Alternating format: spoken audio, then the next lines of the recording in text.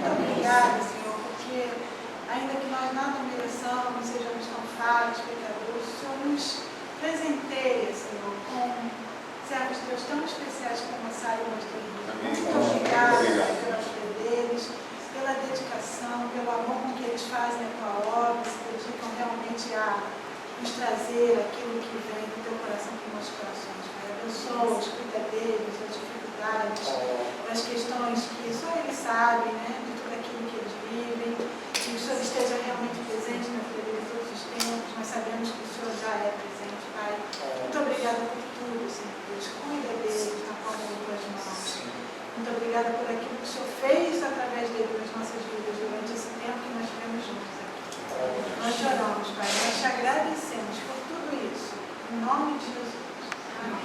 Amém.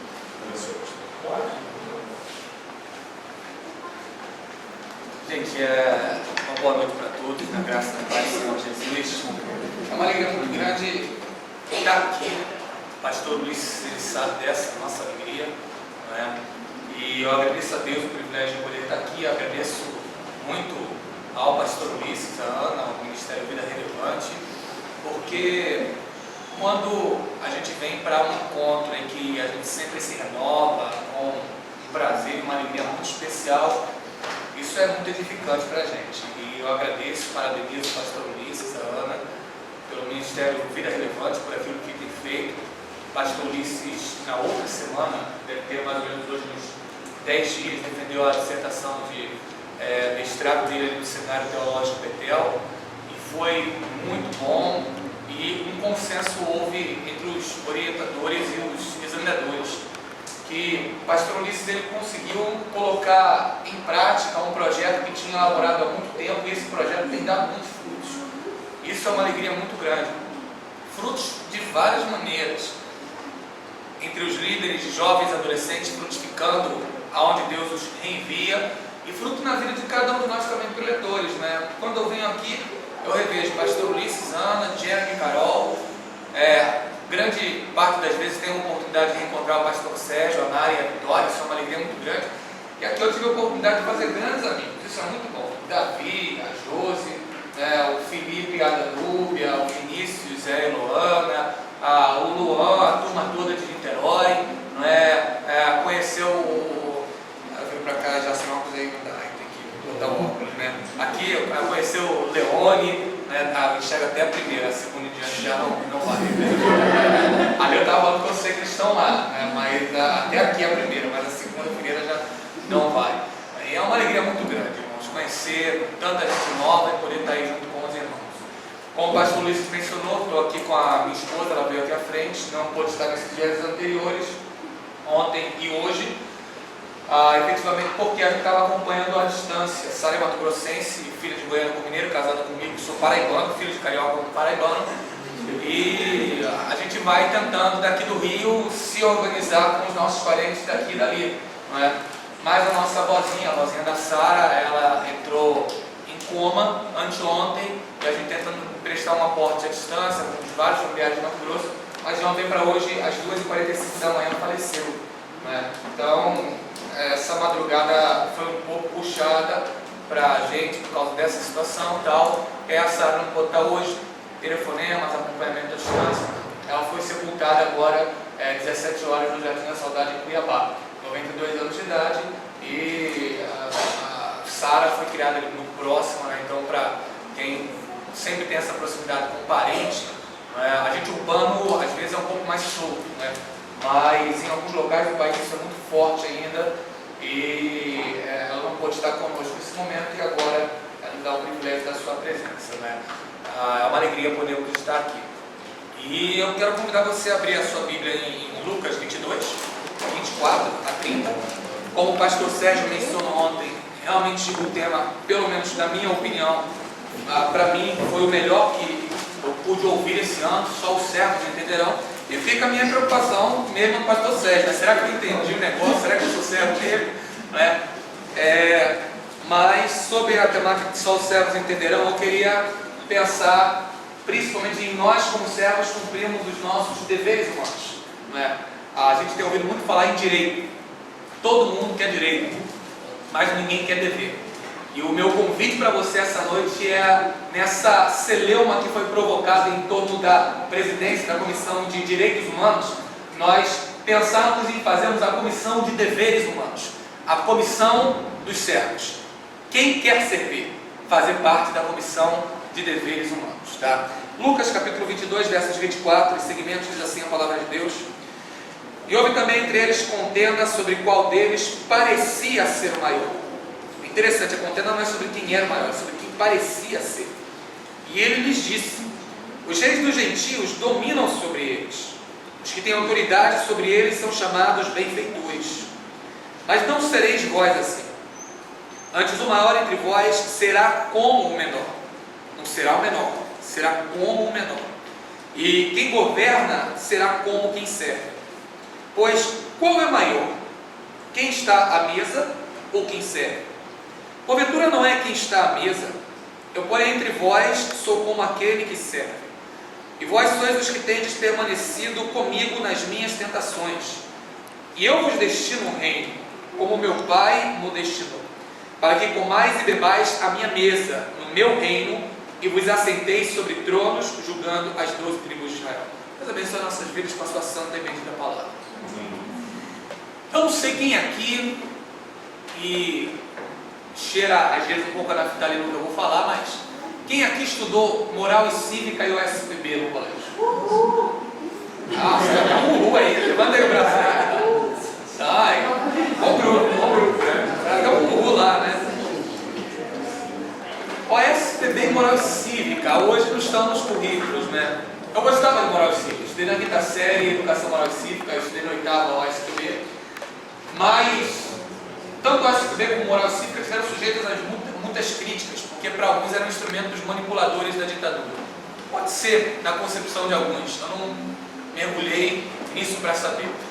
Mas lá na quinta série, quando tinha 10 anos, a gente nem pensa nisso, né? Foi bom para mim, para incutir novos valores, para incutir questões de cidadania, foi muito interessante. Só que hoje em dia as disciplinas dos deveres têm sido tiradas. Moral e Cívica e OSPB eram disciplinas de deveres, que devemos fazer como cidadão. E ao mesmo tempo que as disciplinas dos deveres têm sido tiradas, têm sido multiplicadas as faculdades de direito. É um tempo em que todo mundo busca o direito, mas pouca gente busca aquilo que é dever. A gente vive num tempo em que se multiplicam as faculdades de direito e se diminuem as disciplinas dos deveres. Os direitos humanos foram promulgados primeiramente na Constituição de 1729, na Declaração Universal dos Direitos Humanos da Revolução Francesa, né? Mas foram espraiados principalmente em 1948, após a Segunda Guerra Mundial, a organização inicial que vai dar vazão à futura ONU, ela organiza aquilo que é conhecida como Declaração Universal dos Direitos Humanos. De 1948 para cá, a busca pelos direitos humanos tem sido enfatizada cada vez mais. Cada qual quer o seu direito, mas é difícil alguém querer o seu dever. O funcionário, antes de sair, quer saber a que ele tem direito. Mas para ter o direito, muitas vezes o funcionário não quer saber qual é o meu dever, o que é que eu tenho que fazer mesmo. A busca pelos direitos humanos e uma celeuma em torno dela agora no Brasil entrou principalmente por causa de um religioso que assumiu a presidência da Comissão de Direitos Humanos. Qual é o resumo da celeuma que foi provocada? O religioso entende que tem direito à presidência da Comissão de Direitos Humanos e não quer abrir mão do direito que tem de estar à frente da Comissão de Direitos Humanos. Minorias que entendem que o pastor que exige o seu direito de estar como presidente não tem direito, por não ter cumprido o seu dever, buscam que quem assuma seja alguém que tem direito legítimo por cumprir o seu dever para lutar pelo suposto direito daqueles que julgam ter direito por achar que o pastor não tem direito.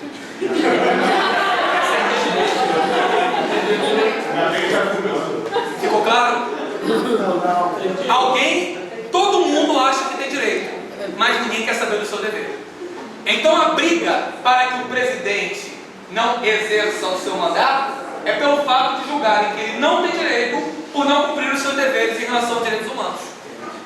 E aqueles que estão contra-argumentando com ele é porque querem alguém que defenda os seus supostos direitos. Não estou dizendo que exatamente eles têm direito, mas entendem, na sua perspectiva, que tem direito e querem alguém que defenda os seus supostos direitos, o que entendem que o religioso não vai fazer. A briga é porque todo mundo quer direito e ninguém quer dever. Para explicitar isso de uma maneira mais lúdica, mais clara, eu não sou o primeiro a fazer isso, já ouvi um auto ensinado sobre isso, um conhecido auto da Lusitânia. Eu chamei 4 grandes amigos para me ajudarem, eu queria que eles trouxessem esse auto da Lusitânia para fazer uma ilustração aqui para a gente. Vocês podem dar essa força? Alguém vai dar uma fala sobre o que é o auto da Lusitânia rapidamente? Vocês falam? O auto da Lusitânia é um fragmento do auto da Lusitânia, não vamos fazer todo. É um fragmento elaborado por Gil Vicente, em que você tem 2 personagens conversando. Todo mundo e ninguém. Quem é todo mundo e quem é ninguém? Todo mundo e ninguém. A esposa é todo mundo e você é o ninguém. A Eloana, a esposa do Vinícius, é todo mundo e o Felipe é ninguém. 2 demônios conversam sobre a conversa de todo mundo e ninguém. Todo mundo e ninguém vão conversar e esses 2 aqui vão anotar. Um é Beelzebub e o outro é Dinato. O Beelzebub fala: Dinato, meu secretário, anota aí. Então eles vão ver a conversa deles e vão estar anotando. Então a Danúbia vai fazer o papel de Dinato e o Vinícius o papel de Beelzebub. Eles conversam e eles aqui comentam sobre a conversa dele. Todo mundo, ninguém, Beelzebub e Dinato. Então, são crentes, não precisa amarrar não que são crentes. Pode. Fiquem à vontade. Que andas tu aí buscando? 1000 coisas ando a buscar, delas não posso achar. Porém ando perfiando, por quão bom é perfiar.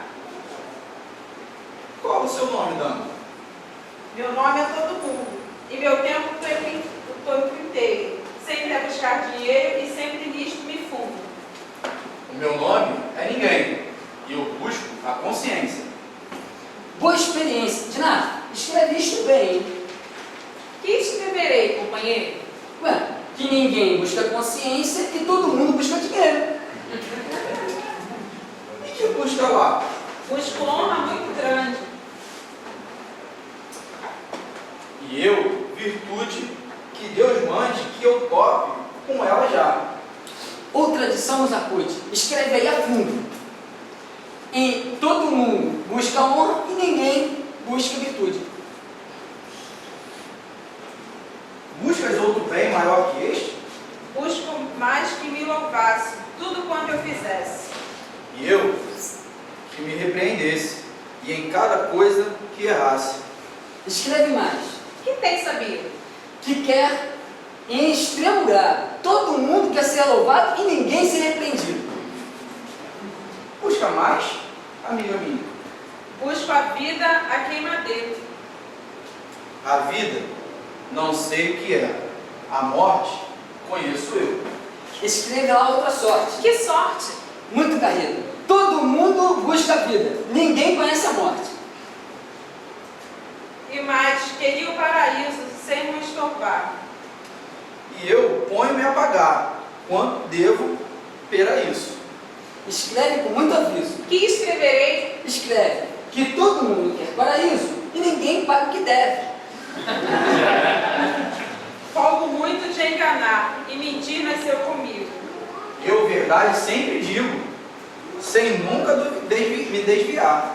Ora, escreve lá, compadre. Não sejas tu preguiçoso. Que? todo mundo é mentiroso e ninguém diz a verdade. Que mais buscas? Lisonjear. Eu sou todo desengano. Escreve lá, anda, mano. Que me mandas assentar? Põe aí tudo, é claro. Não fique no tinteiro. Todo mundo é lisonjeado e ninguém é desenganado.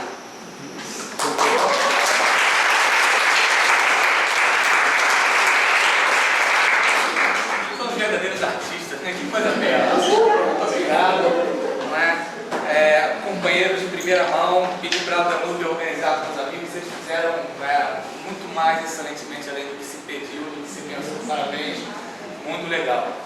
A proposta do alto é justamente que todo mundo busca os seus direitos e ninguém quer saber dos seus deveres. Isso acontece no dia a dia. A gente quer aquilo que é bom para nós, mas muitas vezes não se quer cumprir o seu direito.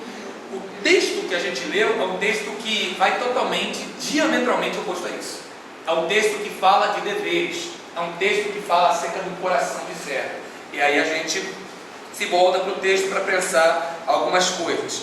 A proposta dessa noite é que você e eu, como cristãos, busquemos à luz do texto pensar que nós devemos formar uma verdadeira comissão de deveres humanos. O que o texto fala? O texto do versículo 24 começa dizendo que houve uma contenda, e o problema da contenda é o problema de poder, cargos e o problema de aparência.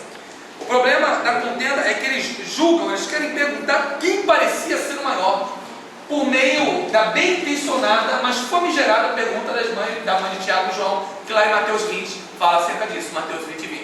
Mamãe bem intencionada está com um quindim e está com um pudim. Tiago e João, quindim e pudim na mamãe. Jesus, o senhor vai governar? Então lembra do meu quindim, lembra do meu pudim. Um senta à sua esquerda e outro senta à tua direita. Ele diz, olha, isso não compete a mim, saber sobre os tempos e as estações, mas sobre o meu Pai que está no céu. Quando Jesus fala isso, no versículo 24 começa a celeuma. Obrigado, Fábio. Começa essa celeuma. Quem parece entre nós ser o maior? Onde existe cargo, existe disputa pelo poder. Não havia cargo, não havia problema. Quando eles pensam na possibilidade de cargo, já pensam em disputa pelo poder. Mas nem só pelo poder, sobre quem parecia. Não é nem sobre quem era maior, quem é entre nós que parece o maior. E a gente tem um problema, porque no tempo em que a gente vive, mais do que no tempo dos discípulos, o nosso mundo é um mundo de parecimento. O nosso mundo é um mundo imagético. Quando eu vou dar a palavra, quando eu vou pregar, antes de eu pregar, em qualquer lugar, aqui, ali ou acolá, nesse mundo contemporâneo, há um scanner que é passado em mim, consciente ou inconscientemente, por meio de cada pessoa que me vê. Ela passa lá, os olhos lá de baixo, o pastor está pregando de tênis, está pregando de calça jeans, então o pastor é um pastor bonequinho, né? E fala de repente como o Luan, né? Olhou e falou, Henrique, está estiloso, Henrique. Eu falei, Luan, do casamento para cá, eu visto Sara Moda, do casamento para lá, Henrique Moda. Então, ajeita lá, deixa o negócio separado, eu só vou e entro na roupa. Aí a pessoa passa, ela olha lá e vai vendo, e chega para casa, eu corto de cabelo dividido do lado, com aquele cabelo de rabo, fala, o pastor é meio conservador, o corte está meio demodê, o pastor entra na moda, o cabelo está muito antigo e tal, não sei o quê. Então a pessoa passa o scanner todo, me vê pegando uma Bíblia, colocando uma biblinha aqui em cima. O pastor vai pregar, mas será que ele prega bem? Não tem nem Bíblia Cheia de Vida Nova, Almeida, uma biblinha daquele tamanho, vou ver qual é desse pastor. Depois do scanner, a pessoa vai ouvir o que eu falo. Não duvide, é com você, é comigo, é com todo mundo que assume a palavra. É natural a pessoa hoje. O nosso mundo é um mundo da imagem, é um mundo imagético. É um mundo em que o William Bonner pode olhar no máximo 10 segundos para uma câmera, depois de 10 segundos ele tem que virar para outra. Patrícia Quadro tem que olhar no máximo 10 segundos para uma câmera no Jornal Nacional, passou 10 segundos para outra por causa do bombardeio de imagem. Então a televisão explora muito esse bombardeio de imagem, para que a atenção do telespectador fique presa. Nesse bombardeio imagético, a gente acaba tendo um mundo em que as modelos são as mais pesadas, em que os halterofilistas estão em alta, onde o que vale é a capa, o que vale é a casca e o conteúdo está por fora. A gente vive num mundo em que as mulheres frutas se multiplicam com a casca bela, mas por dentro vazio. A gente vive num mundo em que a pessoa, muito além de outra coisa, é julgada pela imagem. O erro não é novo. Um cara cascudo que nem Samuel caiu no erro. 1 Samuel 16:7. Ele ungiu um cara alto e forte, bonitão, Saul. Quando ele vai ungir o novo rei, qual é o paradigma dele? Alto, forte e bonitão. Chega Eliabe, aí Samuel exclama, certamente está perante o seu ungido. Samuel, profeta cascudo, toma um pito de Deus. Deus chega e fala, Samuel, como é que você cai nessa, cara? Não atente para o seu parecer nem para a sua estatura. O homem olha para o que está diante dos olhos. Eu, o Senhor, vejo o coração. Pensa comigo. Samuel, profeta cascudo, ainda vai pelos olhos? Quanto muitas vezes a gente não se engana indo apenas pelos olhos. Mas o problema é que o desejo exagerado de querer parecer é um grito de asfixia do ser. O desejo não refreado de querer parecer é um grito de asfixia do ser. Quem mais quer parecer, geralmente, é quem menos constitui e constrói o seu ser. Quem tem segurança de quem é, não fica desejando querer parecer alguma coisa que não é. Aquela pessoa busca, de uma maneira geral, ser transparente, ser aquilo que ela é. E o servo, ele busca isso. O servo, ele deve buscar ser aquilo que realmente ele genuinamente é. Há essa briga no texto. Depois dessa briga, Jesus apresenta um paradoxo no versículo 25 e 26. Ele fala: eu vou dar um exemplo para vocês. Ó, vocês têm uns reis dos gentios. Quem senta na mesa é maior do que quem serve. O termo para serviço aqui é diaconel. Então, quem senta à mesa é maior do que diaconel. Mas eu quero dizer para vocês que eu sou aquele semelhante como aquele que serve. Jesus dava um nó na cabeça dos discípulos de vez em quando, né? Não é para menos, porque os discípulos faziam cada pergunta, mas Jesus trazia umas coisas que tinham que refletir. Aqui a gente só entende com Lutero.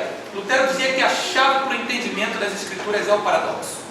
Se a gente não entender, não receber os paradoxos, a gente não vai conseguir depreender bem aquilo que as Escrituras trazem. Paradoxo, parar, ao lado de, doxar, opinião. Paradoxos são duas opiniões que caminham lado a lado, aparentemente contraditórias, mas que encerram o fundo de verdade. Diferente da antítese. A antítese não tem uma lição central como verdade. O paradoxo tem uma lição central como verdade. Paradoxo: Deus é Deus, se tornou homem. Ué, Jesus é homem? Jesus é homem. Mas é Deus? É Deus. É Deus ou é homem? É Deus homem. É homem? É homem. Mas é Deus? É Deus. Então ele é homem? É Deus. É Deus homem. Paradoxo. Agora, outros paradoxos também só se entendem pela fé. Quando estou fraco, estou forte. Se alguém quiser ganhar a sua vida, perdê-la. É a questão que a gente mencionou no nosso encontro hoje à tarde e em vários outros momentos, do pode ou não pode. Há coisas que pode e há coisas que não pode. E há coisas que pode e não pode. Pode comer dos pães da proposição? Não pode. Mas Davi comeu. Então pode? Pode. Davi comeu. Então pode ou não pode? Não pode. Mas Davi comeu. Então pode? Pode. Então pode? Pode. Não pode. Não pode, mas pode. Por que pode? Porque Davi pode. Mas não pode? Não pode. Então pode? Não pode. Tem coisa que pode e não pode. Não pode? Não pode. Mas Davi pode. Então pode? Davi pode. Por que Davi pode? Uma situação contextual específica. É onde a nossa mente não consegue depreender. Porque há coisas que vão além daquilo que a gente consegue depreender. É o fato de Jesus dizer: olha, quem está sentado à mesa é o maior, quem serve é menor. Jesus: então o senhor está sentado à mesa, porque o senhor é o maior, né? Sim, eu sou o maior, mas só que eu sou como que serve. Jesus: quem serve não é o menor? É o menor. Mas o senhor é menor? Não, eu sou maior. Então o senhor está sentado à mesa? Não, eu estou servindo. É paradoxo. Então o senhor serve ou o senhor não serve? O senhor é o maior ou é o menor? Eu sou maior, mas eu sou menor. Paradoxo. Porque ele é o maior de todos, mas é ele como aquele que serve. O paradoxo, ele se encontra em vários momentos das Escrituras. E por isso que os discípulos, e principalmente os fariseus e saduceus, entravam em choque. Porque a mente humana, ela só consegue entender que tem café ou tem leite. Muitas vezes ela não consegue, no sentido de resposta, entender que há o café com leite. E a gente fica muitas vezes querendo as respostas para o nosso dia a dia, quando no nosso tempo não sai na frente quem tem as melhores respostas, mas no nosso tempo sai na frente quem sabe fazer as melhores perguntas, porque muitas vezes a nossa pergunta já é uma resposta. Pilatos pergunta para Jesus: o que é a verdade? Jesus fica calado. O seu calar é uma resposta, porque a pergunta de Pilatos já respondia a sua própria pergunta. Então sai na frente nesse tempo, não é quem sabe responder bem, mas é quem sabe perguntar bem. E quando a gente faz as perguntas certas: Jesus, qual é o maior mandamento? E Jesus fala: o que você entende na lei? Amarei ao meu Deus acima de todas as coisas e ao meu próximo como a mim mesmo. Então o menino faz a pergunta certa. Quando ele faz a pergunta certa, no final Jesus exclama: você não está longe do reino dos céus. Portanto, o meu convite para você, na perspectiva paradoxal, muitas vezes nós não ficamos encontrando as respostas, mas muitas vezes tentamos procurar perguntas, e essas perguntas, nas próprias perguntas, podem nos levar a verdadeiras respostas, porque às vezes a própria pergunta já é uma resposta. Quando Jesus fala do paradoxo, depois na parte final, ele vira para os discípulos e diz para eles: vocês têm permanecido em mim, vocês vão se assentar comigo nos 12 tronos para julgar as 12 tribos. À luz desse ensinamento de servidão, que eu queria convidar a você para nós fazermos parte da comissão de deveres humanos. Há uma proposta central que me parece exaurida do texto, que é que, como fazendo nós parte do servir a Deus, fazendo nós desejosos nós de fazer parte da comissão de deveres humanos, nós devemos fazer aquilo que se espera de nós. Essa é a briga que acontece na presidência da Comissão de Direitos Humanos. Que aquele que assumiu, na concepção daqueles que o criticam, não faz aquilo o que supostamente se espera dele na perspectiva dos críticos. Não estou emitindo um juízo de valor, estou colocando apenas uma mera situação. Agora, o meu convite para você é que você e eu, como pessoas que trabalham com jovens, pessoas que trabalham com adolescentes, a gente cumpra o que as pessoas esperam de nós. Não para satisfazer egos megalomaníacos, mas nós devemos satisfazer o desejo de Deus e satisfazermos o que a lógica e a coerência de uma maneira natural esperam de nós. O texto aponta algumas coisas que esperam de nós enquanto servos. Em primeiro lugar, cumpra o que se espera de você, não vivendo de aparências. Versículo de número 24. Os discípulos se perguntavam e discutiam sobre quem parecia ser maior. A disputa não era sobre o ser, a disputa era sobre o parecer. Em primeiro lugar, cumpra o que se espera de você, não vivendo de aparências. É o que se espera de nós. O que você espera de mim, o mínimo que você espera de mim, é que o cara que eu sou aqui seja com você quando encontrar com você no metrô, quando encontrar com você na rua. O que você espera de mim é que, da mesma maneira como eu trato você com simplicidade aqui, a gente se esbarre aí numa subway da vida e você se lembrando de mim, eu me lembrando de você, a gente tem o mesmo tratamento. É que aquilo que eu pareço ser aqui, eu possa ser quando me encontrar com você, que a minha vida não seja uma vida de aparência. O que você espera no seu inconsciente, subconsciente, o terceiro subconsciente acerca de mim ou de qualquer que assuma a palavra, é que aquilo que a gente fala seja o mínimo daquilo que a gente vive. É que a gente não apenas viva de aparência, mas que a gente seja aquilo o que a gente aparenta ser. Mais do que aparência, o discípulo deve buscar a transparência. A transparência é a aparência com essência. Um cara transparente é um cara cuja aparência aponta a sua essência. O ideal de Deus é que nós sejamos transparentes. Transparência é aparência com essência. Eu aparento, mas aquilo que eu aparento ser evidencia a minha essência. Eu olho para o Leone, olhando para o Leone, sendo uma pessoa transparente, a sua aparência evidencia a sua essência. É isso o que os nossos amigos e irmãos da igreja, que Deus nos concedeu o privilégio de conduzirmos ao centro da sua vontade, no mínimo é aquilo que eles esperam de nós. Só que a gente tem um problema. O problema é que nesse tempo de imagem, os Big Brothers da vida, o que eles menos buscam é a transparência, mas o que buscam é a aparência. E esses Big Brothers da vida, as modelos, os metrosexuais e os programas televisivos impelem o nosso subconsciente a pensar que o que importa é a casca, o que importa é a aparência e não o que importa é a essência. Então o primeiro cuidado que você e eu devemos ter não é querer parecer, mas é querer transparecer. É que a nossa aparência evidencie a nossa essência. Um outro cuidado que a gente deve tomar é também que a gente não espere demais das outras pessoas. No mundo da imagem, a gente acaba esperando demais da imagem das outras pessoas. Você olha para o Henrique. Aí olhando para o Henrique, você fala, pô, o Henrique parece um cara legal, vou barrar com ele na porta e pedir R$1.000 emprestado. Então é a expectativa que você tem. Me ajuda aqui, Lô, por gentileza. Você não me viu dizer isso. Fica aqui na direção do pedestal, por gentileza. Vem aqui, Sara, por favor. Aí, suponhamos que a Sara não me conhece, a Sara está me ouvindo pregar, pode ficar mais ou menos por aí mesmo. Aí a Sara está me ouvindo pregar, eu estou pregando aqui. Eu sou o Henrique pregando, não estou falando que vou emprestar grana, não estou falando nada. Né? Mas só que ela está olhando, está achando um cara tão legal, ela está com tanta dificuldade financeira, que ela vai começar a formar uma imagem de mim. Essa imagem não é quem eu sou. Essa projeção é fruto do pensamento da Sara. Ela projeta que o Henrique vai emprestar R$1.000 para ela. Aí ela de repente chega, pode chegar mais perto, Sara, e ela vai falar comigo. Pode chegar para cá. Ela vai falar comigo, com quem eu sou. Ela fala, me empresta R$1.000? Eu não empresto R$1.000 para você, não tenho R$1.000. Né? Pede ao Ulisses, o Ulisses está cheio da grana. R$1.000, Pede ao Felipe. Felipe é barão, né? Felipe tem R$1.000 aí. Pede ao Jeremy. Jeremy não está aí, nem para mexer com o Jeremy. Pede ao Júlio, né? O Júlio, benção pura, tem ali R$2.000, R$3.000, né? Aí ela pediu para mim, pro Henrique. Mas só que o Henrique não prometeu. Quem ela pensou foi na projeção. Aí ela olha e fala: poxa, o Henrique não me deu R$1.000. Mas na realidade ela não se frustrou comigo. Com quem que ela se frustrou?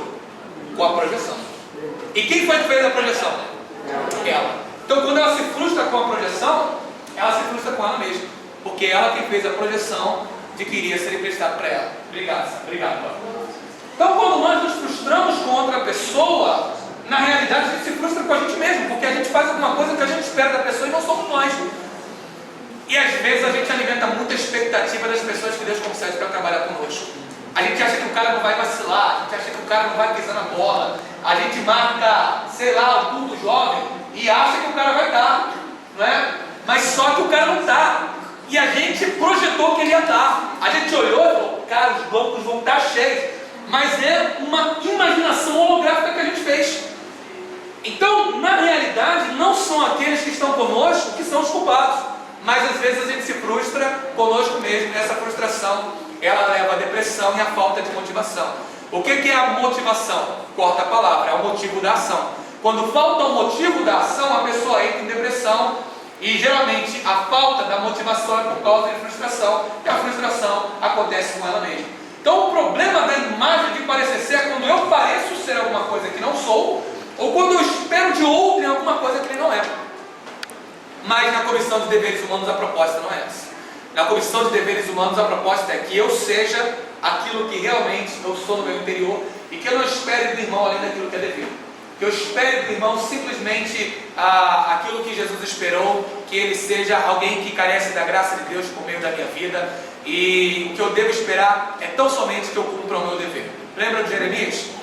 Do que o homem se queixa? Do que se queixa o homem vivente? Cada um se queixa dos seus próprios pecados. Eu tenho que chegar para Deus e não ficar reclamando que um ou outro fez ou deixou de fazer.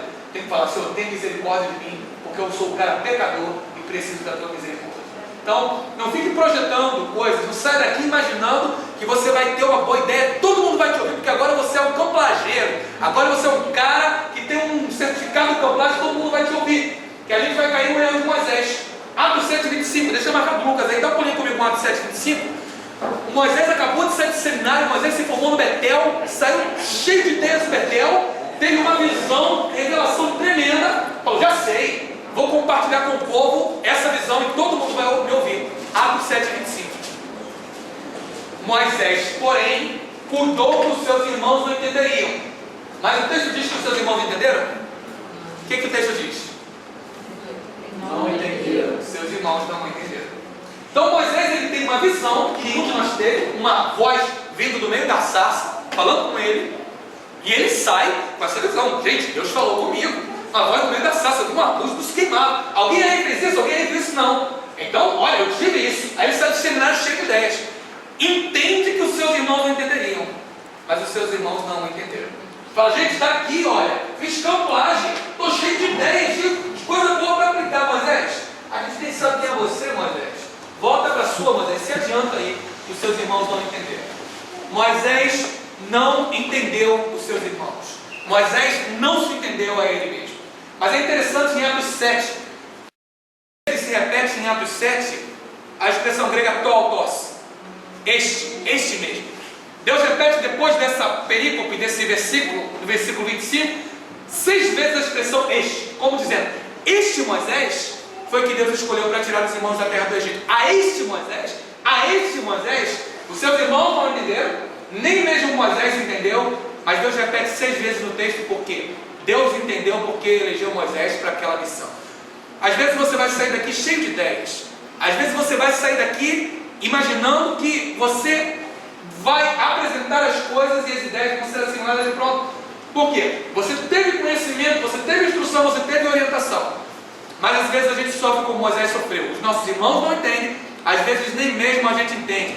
Nem mesmo alguns se entendem, porque Deus os separou para ser líder de jovens, líder de adolescentes, porque está cheio de crise. Se eu estou cheio de neurose, Senhor, eu estou cheio de somatose, estou cheio de questões. Pai, sou eu mesmo. É você. É você que Ele escolheu. Talvez você não entenda, talvez os seus não entendam, mas Ele diz: é você.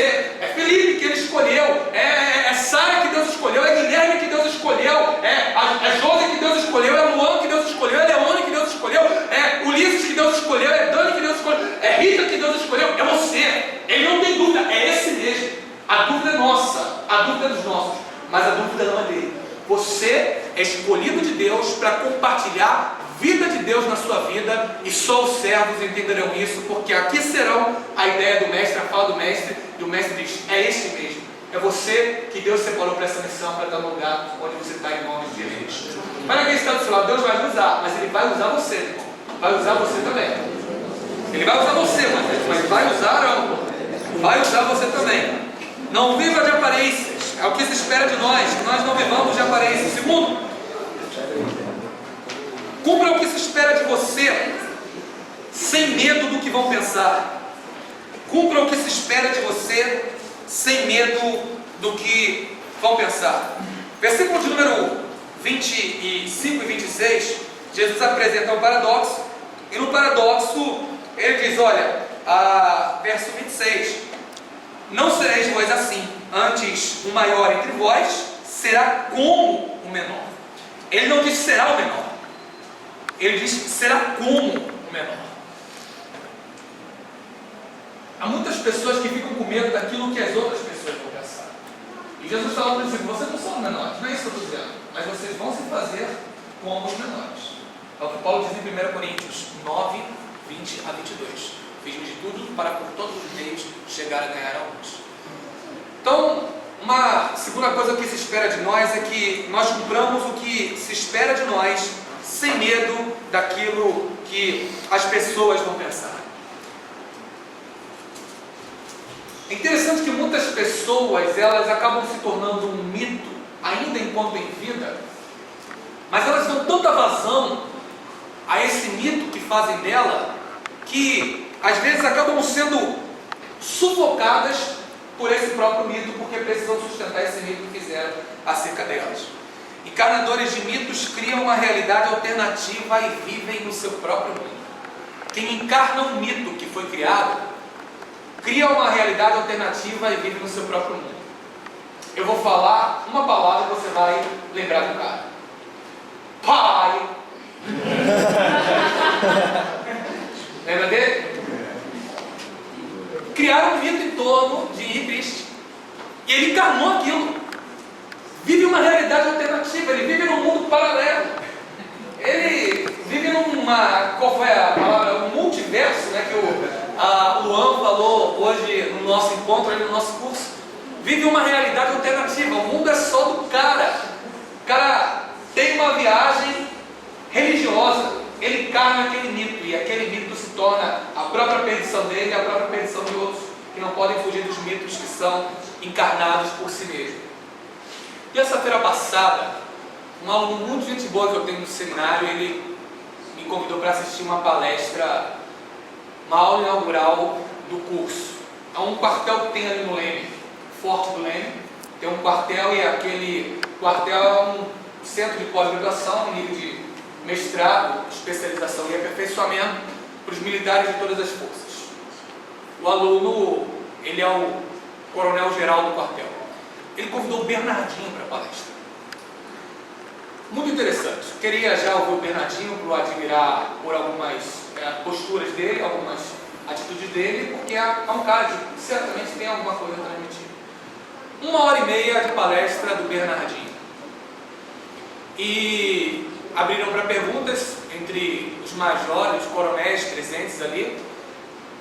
E um pegando a pergunta, pegando carona numa projeção que o Bernardinho apontou sobre o seu instituto, fez a pergunta acerca do instituto. O vídeo que o Bernardinho passou foi de 10 minutos.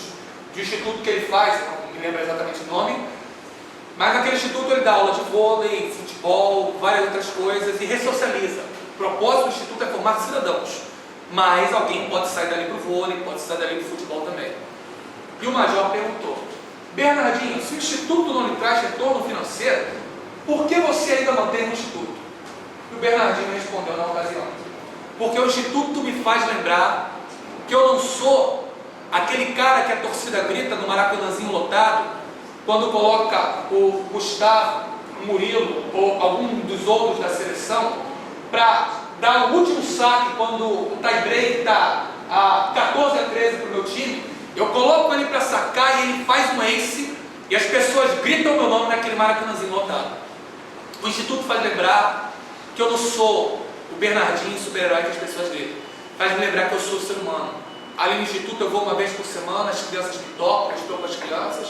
Elas não sabem quem eu sou, elas não sabem muita coisa sobre mim, elas simplesmente me tratam como uma pessoa. Ali eu não tenho nenhum retorno financeiro, mas ali eu lembro quem eu sou. Eu lembro do meu dever de devolver para as pessoas um pouco daquilo que o vôlei me deu por meio do esporte.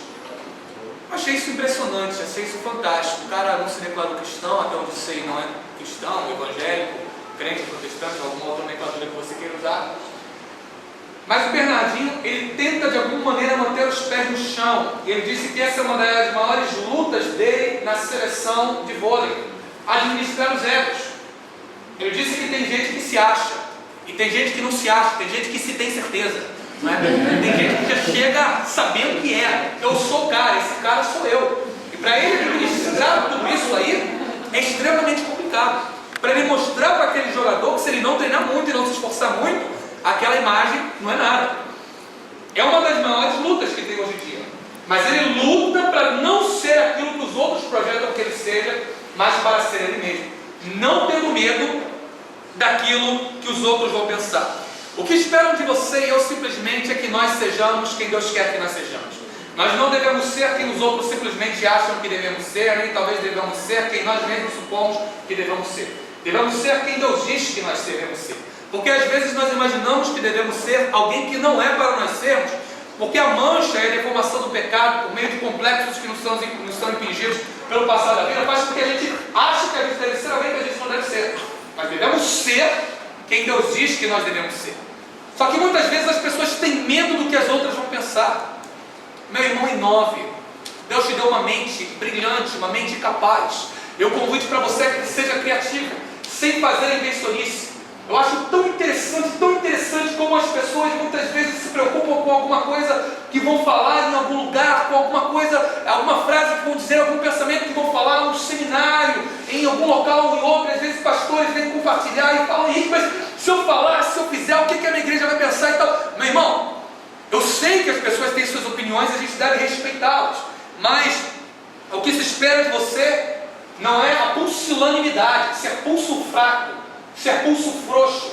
Respeita o que as pessoas esperam de você. Respeito, não pusilanimidade. Pulso frouxo é o que as pessoas não esperam de você.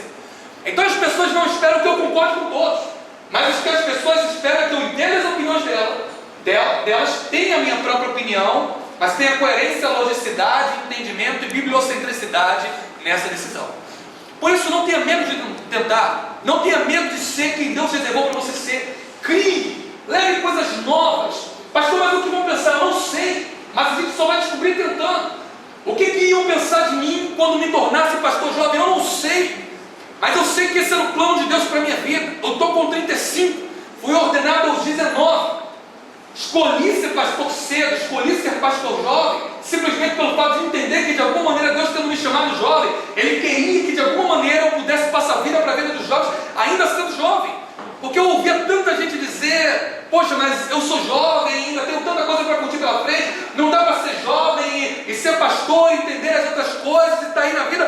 Cara, dá para você estar no centro da vontade de Deus, e se for da vontade de Deus que você seja pastor, líder jovem, reverendo, seja lá o que for, mas no centro da vontade de Deus, dá para você se regozijar e se alegrar com tudo aquilo que Deus desejou que você seja.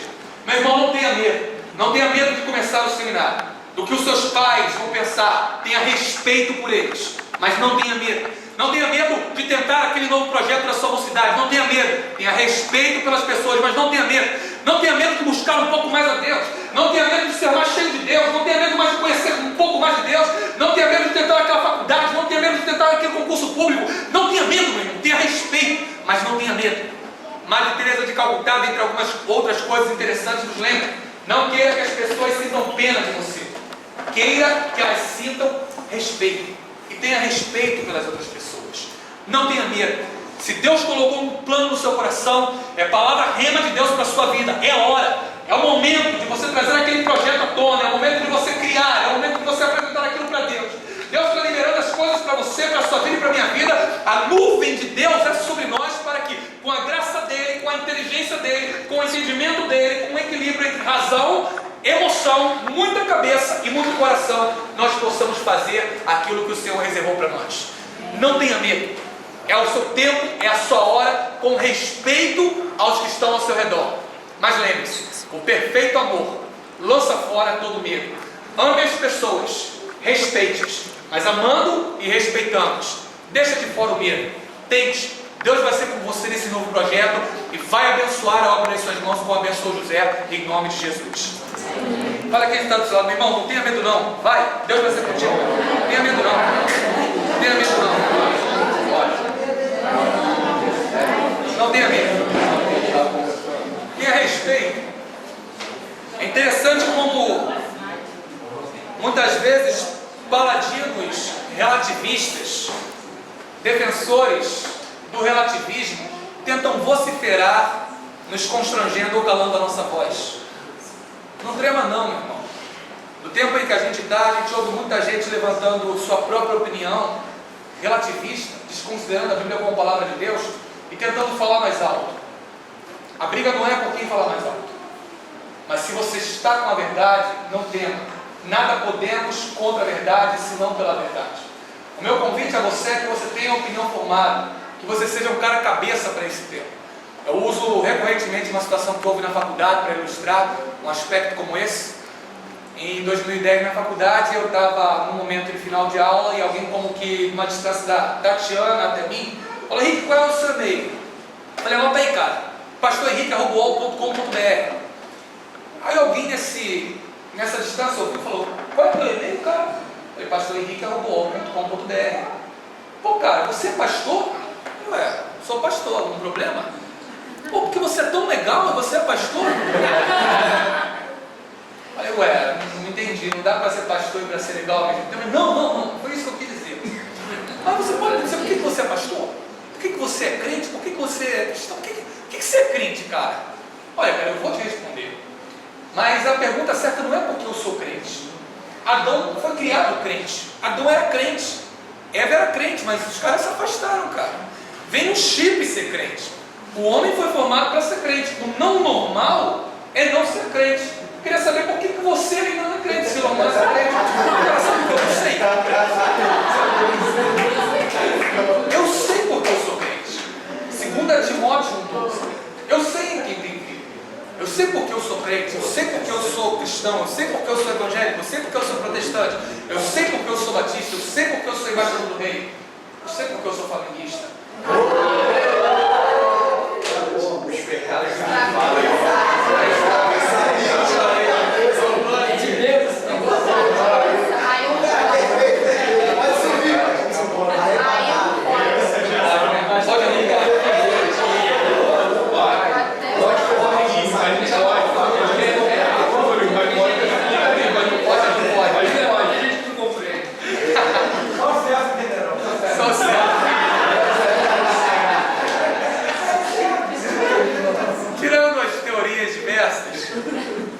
Nós temos que saber o que nós somos.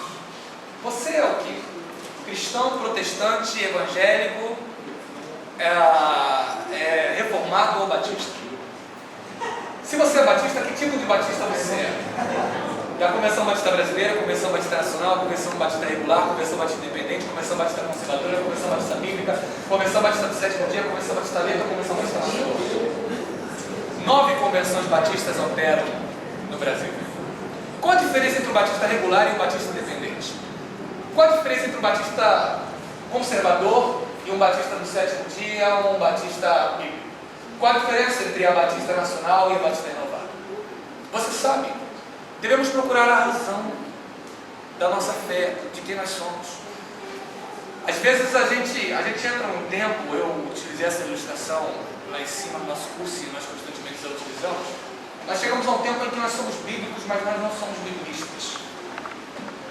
Nós aqui somos incapazes de assomar o púlpito e dizemos que vamos para o purgatório.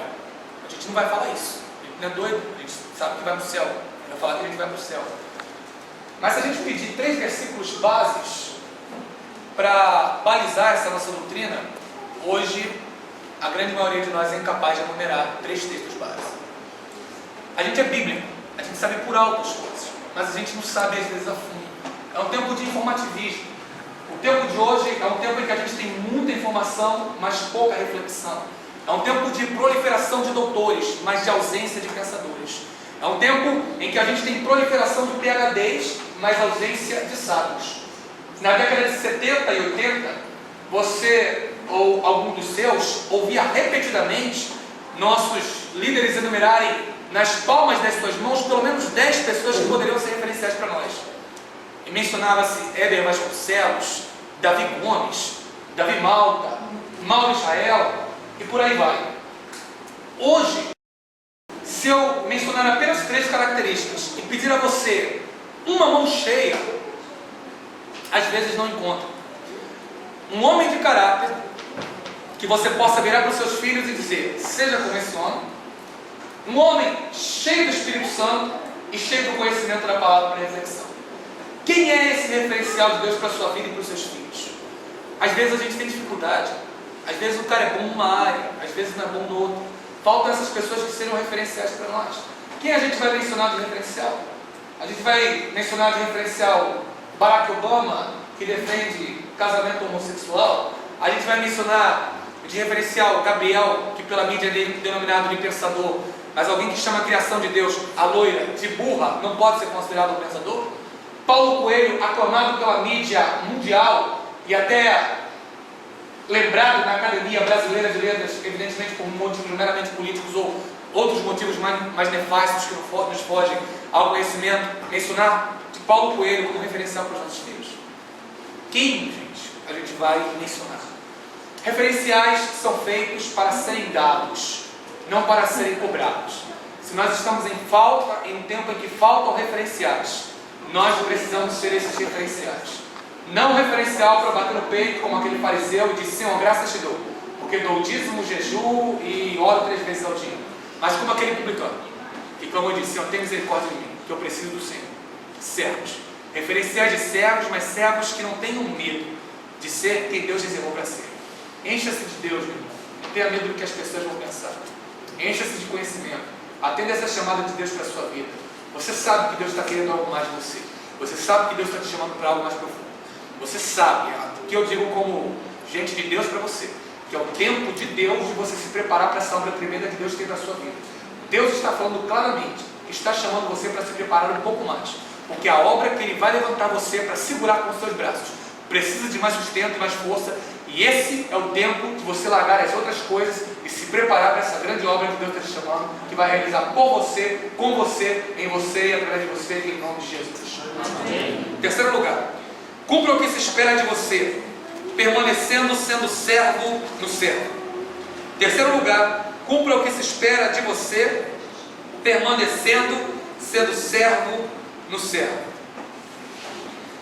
O texto diz no versículo de número 28: E vós sois o que tendes permanecido comigo nas minhas tentações. Então, os discípulos eram aqueles que estavam permanecendo em Cristo. Permanecer é muito difícil. Muita gente começou com você e eu na caminhada, mas parou pelo caminho. E a gente não deve emitir juízo de valor sobre eles, porque a caminhada é pesada, a caminhada é difícil. Aquele que está de pé, muito para que não caia. Quando eu vejo tantas dificuldades com os colegas, o que eu tenho que fazer é botar minha barba de molho e pedir: Senhor, tem misericórdia, para que com a situação dele eu aprenda e eu possa ser um cara que erga a mão para ele, amando o pecador, odiando o pecado, tentando compatibilizar graça e justiça, tentando compatibilizar misericórdia e juízo de Deus sobre aquela vida. Mas quando a gente pensa em permanecer sendo servo no servo, a gente tem que pensar em a gente se manter firme na caminhada.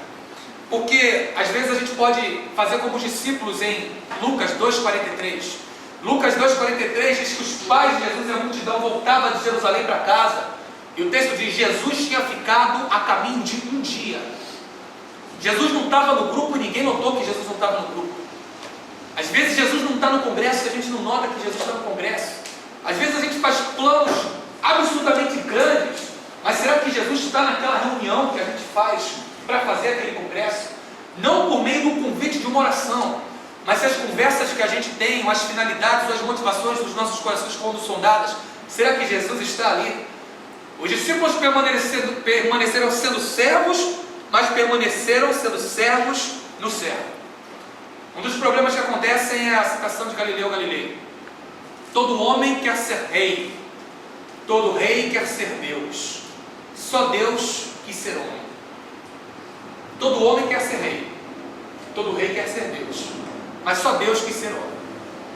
Isso não pode fazer parte do nosso coração, isso não pode fazer parte da nossa vida. A gente tem que tentar permanecer sendo servo no servo, naquilo que Francisco Sorém, em saudosa memória, mencionou nos seus tempos de vida entre nós. Quando perguntaram a Sorém qual era o conceito de um cristão, Sorém disse: cristão é um pequeno Cristo. Cristão é um pequeno Cristo. As pessoas devem olhar para mim e, de uma maneira ou de outra, ver a moldagem de Jesus nas minhas atitudes, olhar para a moldagem da vida de Jesus em mim. Mas até que ponto eu tenho sido servo no servo? Há um texto que me encabula muitas vezes, porque isso nunca aconteceu comigo. Lucas 11:1. Jesus termina de orar, e o texto diz: e tendo orado Jesus, os seus discípulos viraram para ele e lhe disseram: mestre, ensina-nos a orar. De alguma maneira, quando Jesus terminou de orar, os discípulos estavam tão embevecidos que falaram: Jesus, a gente tem que aprender a orar. A oração de Jesus dava vontade de orar. Ninguém, depois de eu terminar de orar, nunca me pediu: Henrique, me ensina a orar. Talvez a minha oração não esteja dando aos outros vontade de orar. Eu quero orar de tal maneira, e a vida de Jesus está em mim de tal maneira, que a minha oração dê aos outros vontade de orar, trazendo a presença de Deus. Eu quero viver de tal maneira que a minha pregação dê aos outros vontade de pregar. Eu quero ensinar e dar uma aula de tal maneira que as pessoas que estão ali presentes saiam cheias de vontade de dar aula. Eu quero viver e ser um pastor de tal maneira que a minha vida pastoral incentive aos outros a vontade de ser pastor, sabendo que é difícil, sabendo que é um dobrado que a gente porta, mas elas saibam que ser pastor nas mãos de Deus é uma bênção. Eu quero viver de tal maneira que a minha vida dê aos outros vontade de viver. Eu quero viver de tal forma que eu encontro com aquele que está com PMD, com aquele que está com qualquer transtorno bipolar, psicose maníaco-depressiva, depressão no mais profundo grau. Ele sente comigo, mas a simples sentada dele ao meu lado dê a ele vontade de viver. Eu quero cantar de tal maneira que a pessoa que está ao meu redor sinta vontade de cantar. É isso que Neil Hybels tentava transmitir quando ele falava vida na vida. É a vida de Deus fluindo na nossa vida. Vida é uma coisa daquelas que só se transmite por meio da representatividade, por meio do exemplo. Vida é uma daquelas coisas que as palavras podem aperfeiçoar, mas que só são transmitidas por meio do exemplo. Amor é uma das outras coisas que é transmitida por exemplo. E é basicamente isso que a gente precisa na nossa juventude. A gente de tal maneira chegar lá e ensinar, seja um, seja dois, mas ensinar de tal maneira que aquele cara saia dali cheio de vontade de ensinar. Jesus não ensinou um grupo grande, o grupo de Jesus foi pequeno, mas ele ensinou de tal maneira que a marca dele ficou na marca dos discípulos, e os discípulos, depois que retornaram a pescar com as redes, eles disseram quando Jesus apareceu: nós não podemos mais fazer isso, nós não somos mais os mesmos depois que nós vivemos com o Mestre, nós temos que abandonar de novo as redes e fazer o que o Mestre mandou. Cara, 12 não tinha nenhum doutor, 12 não tinha nenhum mestre, 12 não tinha PhD, 12 não tinha Face, não tinha internet, não tinha televisão. Cara, 12 na Palestina, 13 mil quilômetros de distância, há 2 mil anos atrás sentaram com o mestre 12 pescadores e outros do grupo heterogêneo, 12, e fizeram o evangelho chegar aqui. Somos 70 nessa sala. E será que a gente não vai conseguir, de alguma forma ou de outra, deixar com que a vida de Jesus nos impacte de tal maneira, que a oração de Jesus nos dê vontade de orar, de tal maneira que a gente possa também impactar a outros com a vontade de orar, a vontade de cantar, a vontade de viver, a vontade de pregar, a vontade simplesmente de ser, mas de ser no ser, que é o perfeito ser, que é aquele que sendo, abre mão de ser, para que você e eu nele fôssemos, que é o ser Deus em Jesus, que é aquele que foi o servo dos servos, para nos ensinar a sermos servos no servo. Irmãos, o que as pessoas esperam em nós é que nós sejamos servos no servo. As pessoas me procuram, e elas me procuram não é para saber qual é a fisioterapia que vão fazer, para isso procuram a sala. As pessoas me procuram não para saber qual o novo método pedagógico que vão aplicar, para isso procuram a Danúbia. As pessoas me procuram não para saber quantos continentes existem, para isso elas procuram o Vinícius.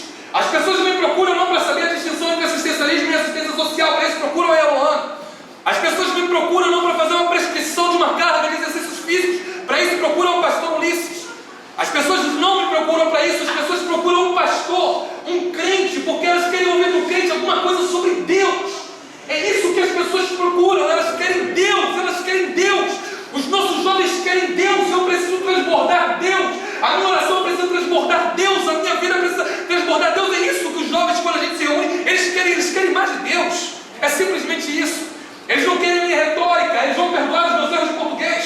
Eles não querem o meu conhecimento, eles vão perdoar se eu não souber a pergunta sobre as teorias das funções quinostáticas de Cristo. Eles não querem saber a minha organização metodológica, pedagógica. Eles vão perguntar e vão procurar em outros cientistas da área colocações melhores. Mas eles querem palavra e querem Deus. Então, o que nós devemos fazer é simplesmente encontrar a fonte e sermos apresentadores dessa fonte para os nossos jovens. É isso que a gente precisa mais do que nunca. É reencontrar o caminho da fonte. O Dr. Shed, na Adoração Bíblica, lembra: a Moisés era necessário, recorrentemente, retomar novas rajadas de glória, subindo ao Sinai para o seu encontro com Deus. É isso que nossa face, que nossa vida precisa. Não estou dizendo que não há, mas estou dizendo que a gente precisa recorrentemente, para trazer para os nossos jovens novas rajadas de glória na nossa face, para que cada vez que a gente orar, ore como se fosse a última. Cada vez que a gente cantar, cante como se fosse a última. Quem ensinar a pregar, faça como se fosse a última. Para que isso insufle esperança. E sejam 10, 15, 20 na sua adolescência e na sua mocidade. Aqueles caras vão fazer a diferença. Último lugar. Cubra o que se espera de você, esperando a recompensa certa. O texto vai dizer que Jesus menciona para os discípulos que o nome deles não vai ser conhecido, não é fama, não é dinheiro, mas ele diz que o que vai acontecer, a recompensa, é que o reino está destinado, como o Pai destinou a Jesus. Cumpra o que se espera de você, esperando a recompensa certa. O caminho para todo discípulo você sabe, o caminho é a cruz. Para alguém que vive genuinamente um discipulado, uma hora ou outra vai se deparar com a cruz. Como o pastor Sérgio mencionou, a glória, a fama, talvez possa até estar no caminho. Irmão André, holandês, entre aspas, o contrabandista de Deus, epíteto recebido por causa do livro que ele escreveu. André é um homem extremamente simples, Dr. Shed, homens referenciais e paradigmas para esse tempo. O reconhecimento veio no caminho, é no caminho, mas o reconhecimento não era a busca deles. E mesmo que não viesse o reconhecimento, eles morreriam como anônimos de Deus, como tantos outros que a gente não conhece, irmãs Marias e irmãos Josés. Estão nas nossas igrejas e são homens e mulheres de Deus que vão receber lá o seu galardão, muitas vezes na nossa frente, na fila naquele grande dia. Pessoas que a gente nem sabe o nome. Nós não devemos esperar recompensa aqui, gente. Isso precisa estar muito claro. Eu sei que pode se tornar repetitivo, mas é que às vezes a pessoa espera um aperto de mão, um tapa nas costas, isso pode até vir, mas a gente não pode esperar isso. E muitas vezes os referenciais de homens de sucesso que estão nos congressos de sucesso não são homens de sucesso com Deus. Não são homens de sucesso com Deus. Mas quais são os nossos paradigmas? Paradigmas são mais do que modelos. Paradigmas são diagnósticos. Os nossos paradigmas são referenciais, mas são evidência do nosso coração. Admiramos as pessoas a quem o nosso coração é atraído. Paradigmas são mais do que modelos, são diagnósticos. Evidenciam onde estamos, predizem para onde nós vamos. Mostram quem nós somos, predizem quem nós seremos. Eu posso colocar uma projeção aqui da Cristolândia, como ontem o Globo Repórter colocou. E gente que a gente nem imagina fazendo trabalhos tremendos que nem apareceram estão ali por trás. Eu posso colocar aqui de um pregador midiático que tem ido em debates televisivos ultimamente, nas suas campanhas viajando pelo Brasil, por meio de formas de obter dinheiro, Deus sabe lá como. E para algumas pessoas, esse pregador está fazendo um trabalho melhor do que aquele trabalho do anônimo na Cristolândia. O seu paradigma diagnostica o seu coração. Alguém me perguntou, certa ocasião, por que, apesar da gente falar tão mal da teologia da prosperidade, algumas igrejas que pregam a teologia da prosperidade permanecem cheias? Porque tem gente que quer ouvir. Mais gente do que gente que quer ouvir o que você prega na sua igreja e que eu prego na minha igreja. É simplesmente por esse fato que as pessoas a teologia da prosperidade ainda permanece cheia. Tem coisa que faz o pastor desabar, dar uma desabada. Coisa que faz o pastor desabar, confissão pastoral, não conta para ninguém. É eu sair naquela porta e alguém me contar um problema, perguntar como se resolve aquele problema, dizer que não consegue sair daquele problema, sendo que a resposta para aquele problema é tudo que eu preguei. Parece que a pessoa não ouviu nada. Fui pregar numa igreja X, fazendo um congresso, pregando 3 dias sobre o que não deve ser feito em relação à prosperidade. Falando, o encontro era sobre teologia da prosperidade. E no final, o irmão veio orar. Eu confesso a você que eu não entendi. Eu não sei se o cara estava viajando, o que era, o cara não entendeu, eu não me comuniquei. Até hoje eu me questiono isso. Ele veio orar, pedindo que eu orasse sobre ele, para que tivesse sobre ele a unção da transferência de riquezas. Unção da transferência de riquezas. São coisas que eu entro em crise e falo, cara, o cara não entendeu nada que eu preguei. Ele não entendeu nada que eu falei o tempo todo que não é isso. E ele disse que ouviu um pregador e que poderia ver isso, eu poderia orar. Pastor, eu admirei sua palavra, entendo que o senhor tem uma unção de Deus, o senhor pode orar pela unção da transferência de riquezas? E você fica meio absorto. Você fala, cara, o cara não entendeu nada. O que eu preguei foi totalmente contrário a isso, foi totalmente diferente disso. E muitas vezes as pessoas estão esperando recompensas aqui nessa terra, recompensas aqui nessa vida. Eu queria lembrar para você uma coisa, que a fama, ao mesmo tempo que pode ser boa para uns, a fama se torna uma prisão. A fama não foi buscada por Jesus, mas Jesus, quando tinha que dormir, você se lembra que ele tinha que pegar o barquinho e ir para outra margem de tanta gente que tinha ali ao redor? Você lembra do que aconteceu com a princesa Diana por causa da fama? Repórteres que não a deixavam em paz, ela morre num túnel por supostas perseguições de paparazzi. Irmão, não busca a fama. Ao contrário, fuja dele. Fuja dele. Eu digo a você de coração aberto. Eu digo a você de coração aberto. E a fama, às vezes, é pelas próprias pessoas. Lembre que você é humano. Lembre as pessoas que você é humano. Seja uma pessoa simples. Espere reconhecimento apenas na glória celestial. As pessoas que recebem o reconhecimento aqui já têm sua recompensa aqui. As pessoas que não têm o reconhecimento aqui muitas vezes vão ter o seu reconhecimento na glória celestial. E Deus vai abençoar você pelo caminho. Deus já fez tanta coisa boa, me deu tanta coisa boa, tanta coisa interessante, apenas trabalhando com grupos pequenos ali no seminário ou nas igrejas. Eu fui pastorei em 2012, 2013, a Gemeinde Mission von Wittenheim, a uma igreja no sul de Stuttgart. Eu queria conhecer 2 lugares culturais: o Louvre, Paris e a Grécia.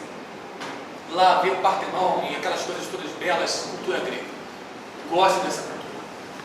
Quando eu estava para sair de Wittenheim, um irmão chegou junto com a família e falou: pastor, vamos fazer um passeio comigo? Mas vai demorar, pastor. O senhor está disposto hoje e amanhã? Eu falei, não, vamos, cara. Ele me pegou de Wittenheim, aí me levou, deu um pulo, passou pela Holanda, da Holanda foi para a Bélgica, da Bélgica desceu para Paris, foi para a França, depois voltou na Alemanha. Quando ele chegou na França, o pastor, eu queria dar um presente para o senhor. Queria pagar para o senhor uma entrada no Louvre e uma subida na Torre Eiffel. Eu falei, poxa, cara, você vai realizar um sonho cultural que eu tenho, que é ir no Louvre. As pessoas falavam para mim que o Louvre demorava 2 dias, eu não acreditei. O Louvre demora mais de 2 dias para ser visitado. Eu visitei a metade do Louvre num dia. Só o corredor de pinturas renascentistas da Itália reúne mais de 2.000 pinturas italianas, só um corredor. Acho que o Louvre deve ser do tamanho do Tauá, no sentido desde a sua ponta, quando tem um jardim enorme de esculturas, você entra por baixo daquela pirâmide, tem como um grande shopping ali, e depois você vai entrando pelos corredores enormes. Por meio de um convite que me foi feito para ir pastorear um grupo de jogadores na Alemanha. Por meio de um aluno do seminário tão querido, eu nunca imaginava que aquele cara era coronel. O cara não tem cara de coronel. Ele tem um peso que eu acho desproporcional ao coronel. Eu não achava que ele fosse coronel, ele é muito fortinho para um coronel. E eu cheguei lá, e quando eu cheguei, o aluno estava dirigindo a programação do Bernardinho. Aí quando terminou a programação, falei, Henrique, vamos tomar um café. Aí botou um café, um senhor café no negócio lá, e vocês já notaram que eu gosto de café, deixou uma garrafa só para mim, aí chamou o Bernardinho, afastou do pessoal e falou, Bernardinho, eu queria lhe apresentar, esse aqui é o meu professor, esse aqui é o meu pastor, queria saber se o senhor pode ir lá no Betel. Henrique, conversa com ele. Irmãos, que privilégio, que alegria foi conhecer um camarada tão simples, e que a gente admira tanto da televisão, e que simplesmente, por alguma titulação, coisa da vida não conseguiria, mas pelo fato de entender que aquele aluno é como todo aluno especial, ele me convidou para ir para lá, é aluno desse ano, conheço agora desde março e abril, né? Foi lá com grande alegria e Deus me concedeu esse privilégio e outros tantos privilégios, para compartilhar com você o quê? Não queira, não fique pensando em coisa grande, como disse o pastor Sérgio, e a gente repete constantemente, números não são evidências do sucesso. Eu quero lembrar a você que intensidade de doação sobrepuja o número da ação. Intensidade de doação. Quantos eram aquele grupo ali de Jesus, que Jesus caminhou 3 anos e meio? Quantos tinham no grupo? 12. 12, irmãos, 12. É menor do que uma congregação. A gente na Igreja Batista não organiza uma congregação com 12. A gente não organiza uma igreja com 12. É muito pouco. 12. Só 12. 3 anos e meio. Manhã, tarde e noite. Jesus deu a vida por aqueles 12. Intensidade de doação. Os 12, bem trabalhados, fizeram o Evangelho chegar ao mundo. Irmãos, podem ser 12. Podem ser 12. Podem ser 12 lá em Olaria. Podem ser 12 lá em Bom Sucesso. Podem ser 12 aqui na ilha. Podem ser 12 ali na freguesia. Podem ser 12 ali na abolição. Podem ser 12 aqui no Tauá. Podem ser 12 em Bom Sucesso. Podem ser só 12. Podem ser 10. Podem ser 15. A intensidade da doação vai transformar essas pessoas. A intensidade da nossa doação com aquele grupo, a identificação com aquele grupo.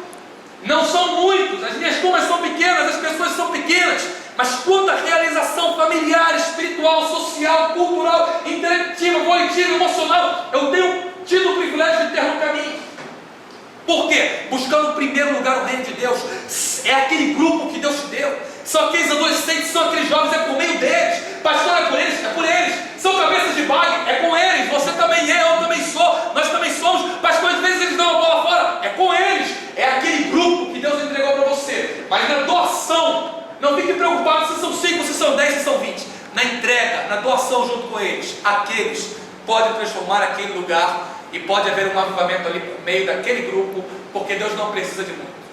Deus com 12 em 3 anos e meio, o tempo menor do que o seminário, 4 anos de seminário, o tempo foi 3 anos e meio, o grupo 12, menor do que uma congregação, o espaço menor do que o Rio de Janeiro, menor do que Sergipe, Palestina, pouco tempo, pouco espaço, grupo pequeno. Jesus fez uma obra tal que impactou as vidas.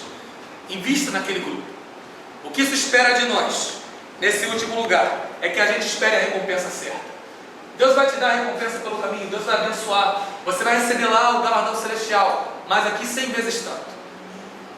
100 vezes tanto. E por fim a vida eterna. Quantos irmãos eu ganhei? A amizade do Felipe, a amizade do Leone, a amizade da Josi, a amizade do Davi, a amizade de tanta gente boa que eu conheci. Deus vai te abençoar e vai te entregar por fim a vida eterna. Conclusão que eu chego de tudo isso é que há muita coisa que as pessoas esperam de nós. E as coisas que as pessoas esperam de nós, o que nós devemos fazer não é cumprir os seus desejos egomaníacos. Nós devemos cumprir o que se espera de nós em primeiro lugar, não vivendo de aparências. Segundo lugar, sem medo do que vão pensar. Com respeito, mas sem medo. Terceiro, permanecendo sendo servo no certo. Quarto, esperando a recompensa certa. Irmãos, eu sei que cada um de nós já abriu parte de tanta coisa para poder estar aqui. Cara, parabéns, você é um guerreiro. Irmão, parabéns. Pô, vocês estão me ouvindo 9h40. Tem 1h e tanto de mensagem aqui, a gente vai finalizar. Cara, vocês viram uma série de informações desde ontem, você está cansado. Eu estou cansado, nós estamos cansados. E a gente não ia estar aqui se a gente não quisesse alguma coisa a mais e a gente já não cumprisse com o nosso dever. Mas o meu convite para você é você dar aquele último salto de entrega que talvez esteja faltando dar. Eu me converti aos 14 e pelo seminário aos 17. Fui ordenado no terceiro ano de seminário aos 19. Acho que Deus tem. Ele faz as coisas no tempo certo. Não vou dizer que Deus tem pressa. Mas acho que se a gente quer alguma coisa especial de Deus, tem que haver uma entrega especial. Eu não me arrependo nada do que fiz. No caminho, Deus me deu a minha esposa. A 2.017 quilômetros, uma Mato Grossense. Eu no Rio de Janeiro procuraria alguém no Rio. A lógica. Deus me deu alguém de Mato Grosso. No caminho. Depois de 6 anos de ministério pastoral, por meio de uma trans da Junta de Missões Nacionais, a gente se conheceu. No caminho. A pessoa que você procura está no caminho. Ande no caminho que você vai encontrar a pessoa. A realização cultural está no caminho. Ande no caminho que você vai encontrar as coisas. Aquilo que você procura está no caminho. Caminho para o reino. Primeiro o reino e a sua justiça. As outras coisas vão ser acrescentadas no caminho. Mas para isso precisa dessa entrega total. E o meu convite para você é abrir mão de qualquer outra última coisa que falta e fazer parte da comissão de deveres humanos. Eu venho aqui de alguma maneira querendo servir aos irmãos, servir ao Ulisses, que o cara é 10, a Ana é 10. E mesmo que eles não fossem 10, Deus é 10. Deus é mais do que todos nós. Sem qualquer giro ou qualquer espírito pejorativo. O meu convite para você é dar esse salto. O que eu estou dizendo para você é que tem feito bem para mim. Tudo que eu consegui hoje foi no caminho. Eu não tenho tudo o que quero, mas tenho tudo o que preciso. E muito além tem sido me acrescentado na caminhada. Deus prometeu e tem dado sem desistência para o final do eterno. Eu quero convidar para você a fazer isso. De uma vez por todas, alistar-se na comissão de deveres humanos, dizendo: Senhor, eu quero fazer o que se espera de mim, não no sentido de atender a egos, mas principalmente o que o Senhor espera de mim. Eu me lanço, para que a partir de hoje, um novo momento seja iniciado na minha vida e haja entrega total e plena, porque eu entendi hoje, muito perfeitamente, que o Senhor está me pedindo alguma coisa a mais, eu quero entregar ao Senhor. Vamos orar, vamos ficar de pé.